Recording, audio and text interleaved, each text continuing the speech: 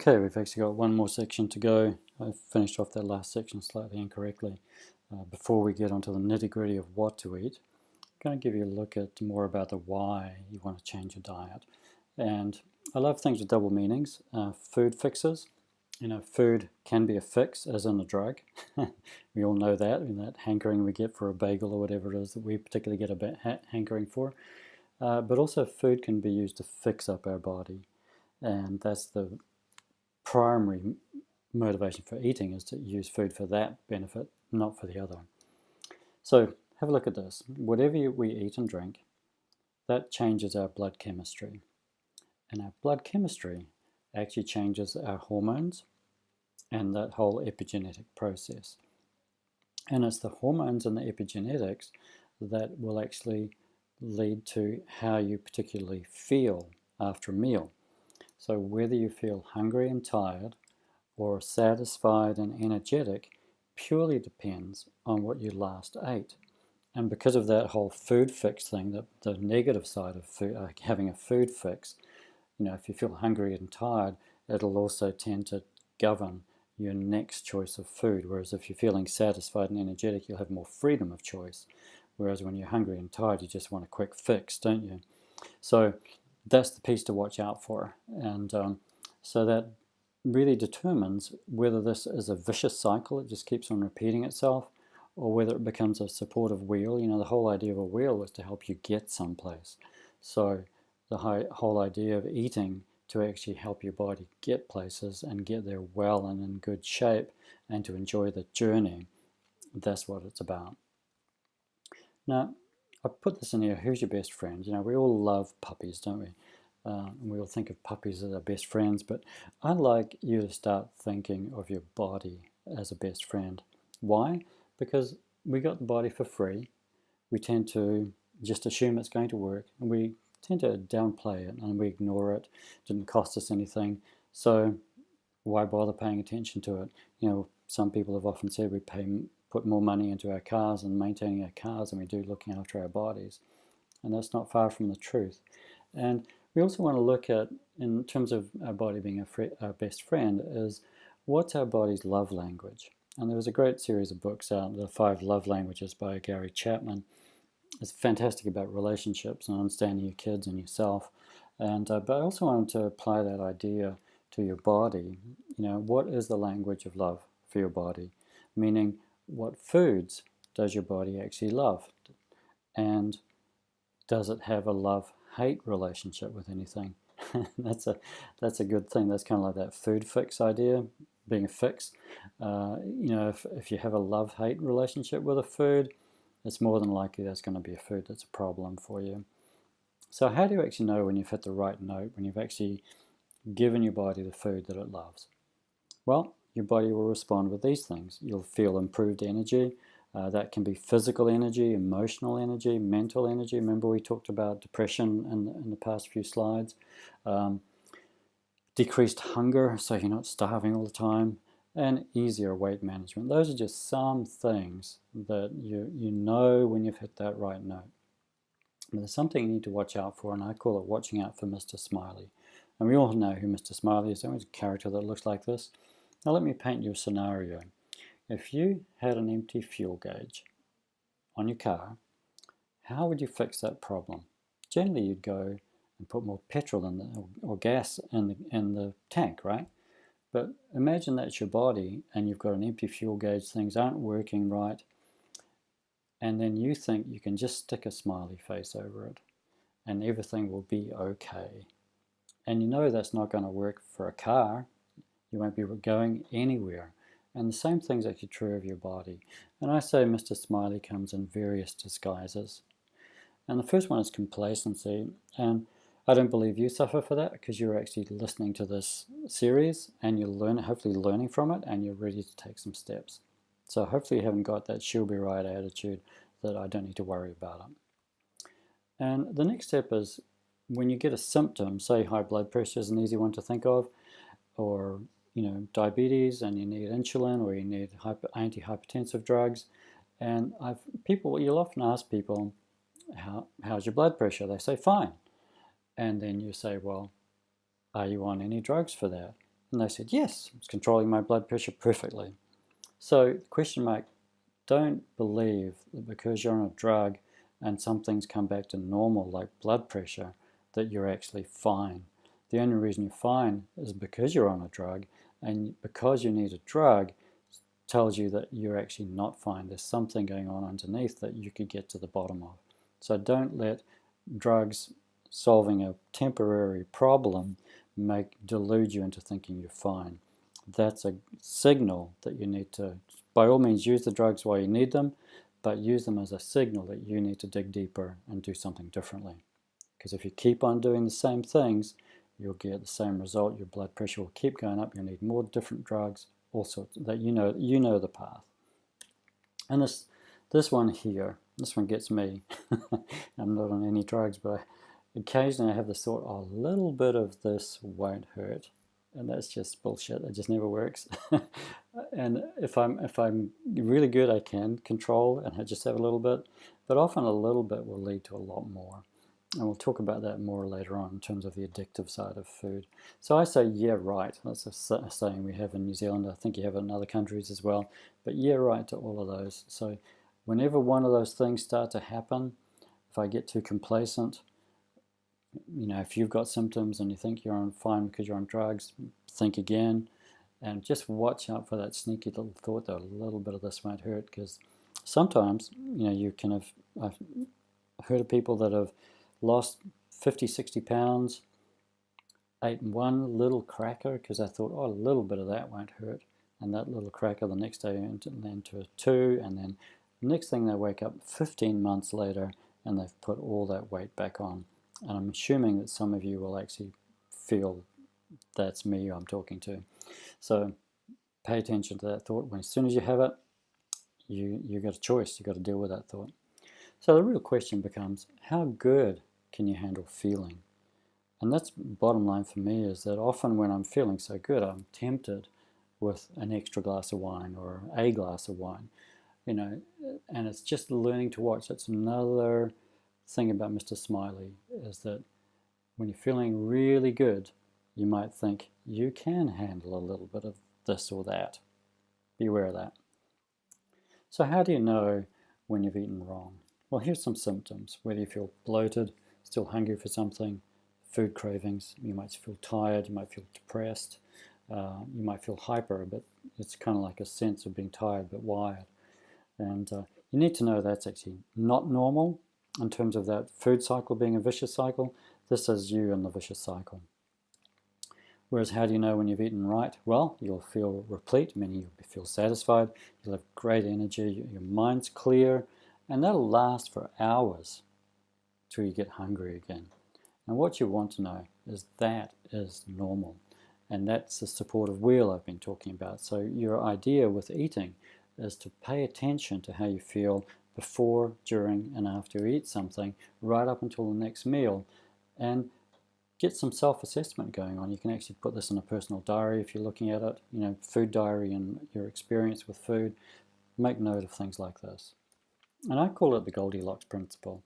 It's really about learning to explore and explore different foods and ideas, and then listen to your body rather than what someone says is healthy. Remember I said it's about, it's about getting away from those beliefs, and it's about learning to take an experience from your body so you can know what's healthy for you or not. So get back to this one. We're going to talk about the hormones that actually affect how you feel and what happens in your body. And when we get down to weight issues and general unwellness, insulin is really a big culprit. And insulin is actually trying to do a good thing. It's trying to keep our blood sugar to, it has like 5 grams of sugar, like 1 teaspoon of glucose in your bloodstream at any given moment. It's a very small amount. So if you start giving it, a big shot of 100, 200 grams of, 200 grams, that's 40 teaspoons of sugar into your body all at once. Hey, it really doesn't like that. And so insulin comes in to protect your body from blood sugar spikes.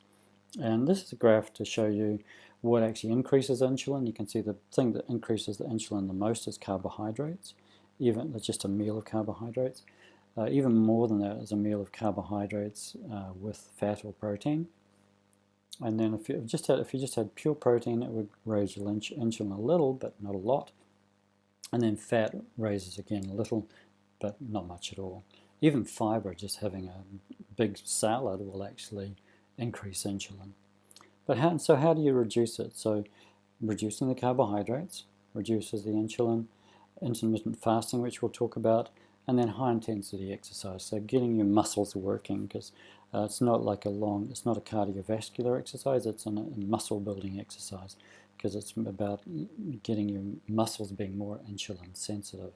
And so high intensity exercise is really useful for that. So Dr. Richard Bernstein really promotes that with his diabetic community. So the old model for insulin resistance was the idea that,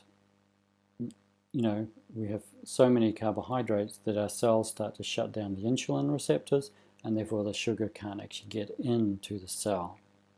And that's what we're seeing as an old model. The new model, I learned this from Dr. Jason Fung, remember the nephrologist I talked about? He sees it more like this Japanese subway station, or any busy subway station. You can see the guards there that are trying to cram people into the train, is they're like insulin, pushing everybody in.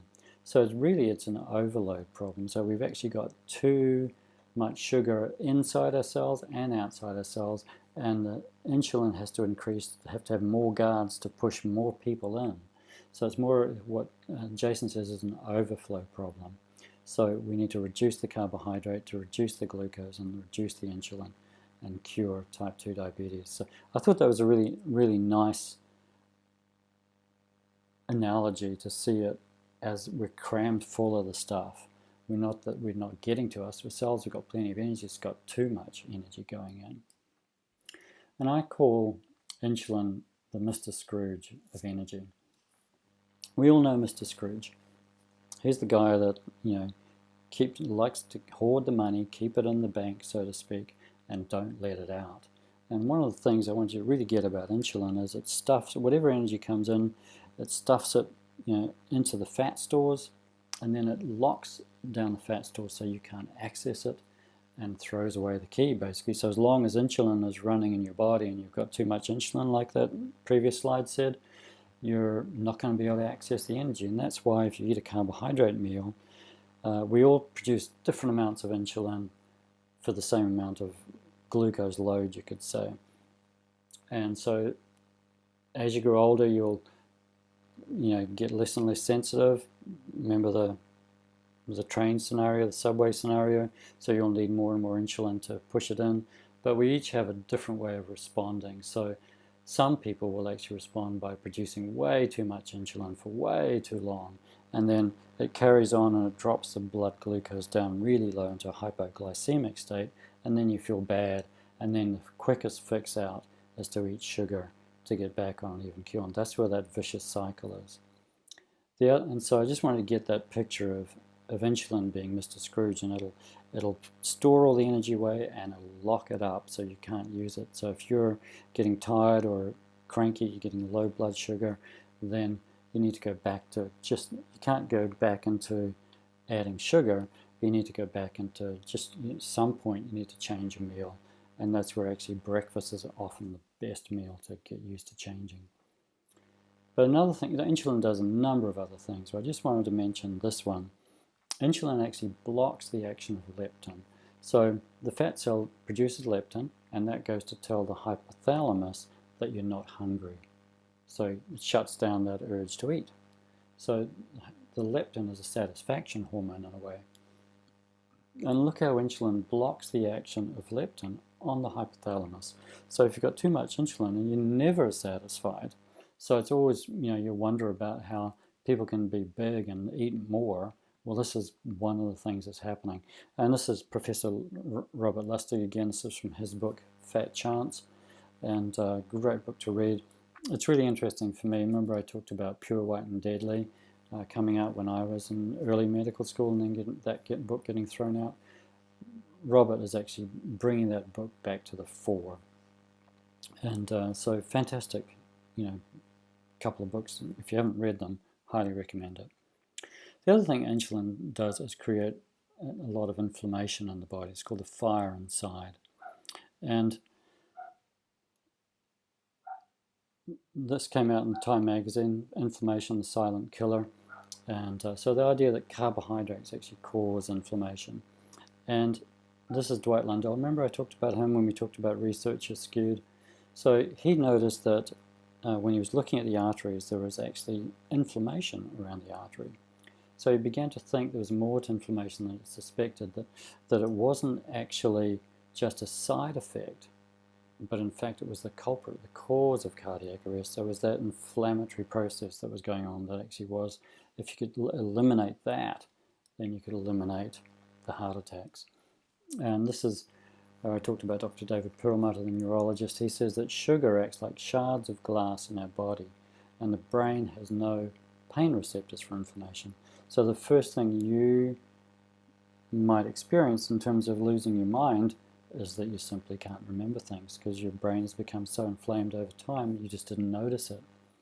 And if you haven't read his book, Grain Brain, The Surprising Truth About Wheat, Carbs and Sugar, your brain's silent killers. So silent in the sense that they're creating inflammation in your brain, but you just cannot feel it until it's too late. So basically eating carbohydrates is playing with fire. So it comes down to, do you want to, what you're going to burn is, who didn't love the first version of Ghostbusters? I've never seen the second one, but who you're going to call, what you're going to burn is, you're going to burn carbs, which is like trying to get a heat out of twigs. It burns up and it's gone in a minute. Whereas burning fat is like burning coals, long-term energy. So I think that's a good graphic to actually give you the difference in terms of what the benefit to you is in terms of energy from having a diet that's predominantly carbohydrate or predominantly fat come in. And so what we're discovering is that fat is actually our preferred source of fuel. And when we burn fat, we create ketones in our bodies, and that's what we can measure. And that's why it's called a ketogenic diet. It's a diet that produces ketones. And what we found is that a diet that produces ketones it's more efficient, it's cleaner burning, it's got less waste, so it produces less, rubbish, and that also means less waste in terms of what's around your waist. And if just put this next piece in, just in case your own personal health isn't really an issue, if you think the planet's really the biggest problem at the moment, well, you can actually reduce your personal carbon footprint at least 30% by eating in a ketogenic way. So think about that. Eating this way is not only good for your body, it's good for the planet. So what's another thing that carbohydrates do? What I'm trying to do here is build up a picture of how lethal carbohydrates are. Because there are essential amino acids, essential proteins, there are essential fatty acids, fats, but there are really no essential carbohydrates. So you can really get by with none. But I want to show you there's a thing called aging. It's called advanced glycation end products, or some people call it advanced glycosylation end products. Basically, it ages you. How does it do that? So sugar attaches to protein in the body. And when sugar attaches to a protein, it changes its function so it can't perform like it should. So here's hemoglobin. Have you heard of HbA1c? That's what you get measured when you're looking at diabetes, when you have an HbA1c, which means glycated hemoglobin. So the hemoglobin's the things in your red blood cells that attracts oxygen and carries oxygen around your body. So normally it's around about 5% of a hemoglobin any time has carbohydrates stuck to it. That's called glycated. But when you get up around 10, 11%, that's double the amount. And one reason that diabetics are tired is they just don't have the oxygen in their system, and because it's all glycated, it can't actually perform its function. So that's why that's one way you can look at advanced glycation. This is basically sugar latching onto proteins and ruining their ability to function. What about LDL? LDL, low density lipoprotein, you call it like the bad fat, the bad cholesterol. This is from Paul Mason's series of slides. And basically the same thing that happened with hemoglobin H1C, happens with LDL. So what happens is you basically glycate the proteins, like a lipoprotein is, because fat and water don't mix, do they? So the way you get fat throughout the body is you attach it to a protein. It's almost like the protein is like a bus driver, and it collects a bunch of fats and transports them somewhere, and then takes them back to the liver and does a whole cycle. But the problem is that when you glycate the LDL, that becomes a problem. So you've got glycation and you have oxidation, you have both of those things. And where does that end up? Well, it can't get picked up by the liver and dealt with, but it can get picked up by the macrophages, which are white blood cells in the blood vessels, and then they hold them in place, and then that becomes the plaque. So that's what they're starting to see now, is that plaque is caused by sugar, and it's caused by the sugar damaging the cholesterol molecules, the LDLs, and then that getting caught by the macrophages and building up in the arterial cell wall. So hopefully I've given you some graphics there so you can really see how damaging carbohydrate is to ourselves and how good it is to actually limit them in our diets. But not everybody should be on a ketogenic diet. And this is work by a slide from Zishan Arain. He's a medical doctor and a GP and a sports medicine doctor in Melbourne. And he says that basically a ketogenic diet is a natural state where we operate best. And if you've got diabetes, hypertension, overweight, high triglycerides, metabolic syndrome, epilepsy, and disorders of carbohydrate metabolism, so if you've got those kind of things going on, we definitely know a ketogenic diet helps. Have a look at these. If you've got, neurological issues going on like dementia, brain trauma, stroke, migraine, ADHD, autism, MS, which we talked about with Dr. Terry Walls, PCOS, polycystic ovarian syndrome, finding that people are getting pregnant now when they go on a ketogenic diet. Acne, of course, cancer, irritable bowel, autoimmune disease, osteoarthritis, and psychological diseases like we've talked about, plus bipolar and schizophrenia. Then there are evidence stacking up that yes, ketogenic diet can be helpful. It's not 100% proved yet, so it's up to personal exploration. And then if you've got some kind of porphyria or porphyria, acute intermittent porphyria, one of my friends has got that, and they really shouldn't be limiting carbohydrates that much because they just don't have the enzymes to metabolize fats as well as they need to. So they can have a bit of carbs. In fact, it's probably better for them to have carbs. So if you've got one of those conditions, you generally know about it, and you just need to remember, don't go as deeply into nutritional ketosis as otherwise you could. The other thing about ketosis I want to point out is the longevity. Is it a key for longevity?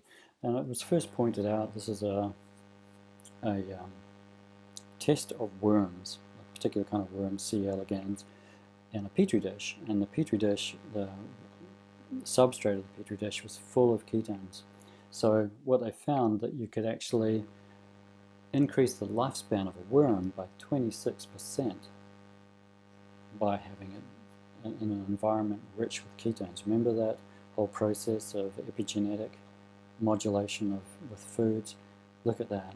And interesting when you look at it is that ketones produce 3 times as much ATP, that's the energy molecule that's released in the mitochondria, as glucose in your body. And that's one reason we just don't need to eat so much when your body is in ketosis, in a natural ketosis state, because you're getting more abundant energy than you've ever had. And the other thing I think is interesting, it turns on the body's own antioxidant production. This talks about how much antioxidants you need, but your body actually produces most of them, and one of the main players is glutathione. And when you aren't in ketosis, you don't turn that production factory on. So when you are in ketosis, all of a sudden you have more glutathione than you need, and it's just helping your body fight things. And then the third thing is that they found it reduces inflammation. Ketosis reduces inflammation. So those 3 things are very power-packed things that can actually help you, live longer. And there's a page there where you can actually look at that up. And then looking at the human studies, Dr. Paul Mason, remember the guy from Australia? Well, he's looked at a number of different studies, and basically he looked at total mortality. And you can see that the more energy you got from saturated fat in your diet, like the bigger percentage, you generally tended to have a lower total, total mortality. Whereas if you looked at increasing the carbohydrates in diet, then they just track on up. So that's a pretty graphic example, and there's no proof behind this yet, but there's pointers towards it, and highly recommend you have a listen to his talk. And so hopefully from this section you've got the benefits of eating ketogenically, and you also know the harms that sugar can cause your body, because until you really, it's like Anthony Robbins talks about, we're motivated by pain or pleasure. Until you understand the pain you're going through and the pain you're putting yourself through with the the glycated hemoglobin and the glycated LDL and the dementia and all that kind of stuff that you're heading towards if you load up on carbohydrates, and the benefits of the energy and the clarity that you're looking at with more and more of your energy based from fats, you can use those things to help motivate you to make the right decisions.